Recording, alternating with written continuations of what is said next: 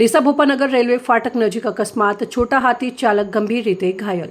બનાસકાંઠા જિલ્લાના વેપારી મથક ડીસા શહેરના ભોપાનગર રેલવે ફાટક નજીક આજે એક માર્ગ અકસ્માત સર્જાયો હતો। મળતી માહિતી અનુસાર બાજરીના કટ્ટા ભરીને માર્કેટયાર્ડ તરફ જઈ રહેલા છોટા હાથી વાહનને આગળ ચાલી રહેલા ટ્રેક્ટરને પાછળથી જોરદાર ટક્કર મારી હતી। અકસ્માત એટલો ગંભીર હતો કે છોટા હાથીના આગળના ભાગને ભારે નુકસાન પહોંચ્યું હતું। ટક્કરના કારણે છોટા હાથીના ચાલકને ગંભીર ઇજાઓ પહોંચી હતી। અકસ્માત બનતા આસપાસના લોકો તાત્કાલિક ઘટના સ્થળે દોડી આવ્યા અને 108 ઇમરજન્સી સેવાને જાણ કરી હતી। જાણ થતાં 108 એમ્બ્યુલન્સની ટીમ તુરંત ઘટના સ્થળે પહોંચી હતી અને ઘાયલ ચાલકને પ્રાથમિક સારવાર આપ્યા બાદ વધુ સારવાર માટે ડીસા સિવિલ હોસ્પિટલ ખાતે ખસેડ્યો હતો। અકસ્માતના કારણે થોડા સમય માટે રસ્તા પર વાહનોની અવરજવર પ્રભાવિત થઈ હતી। ઘટના સ્થળે લોકોના ટોળે ટોળા ઉમટી પડ્યા હતા।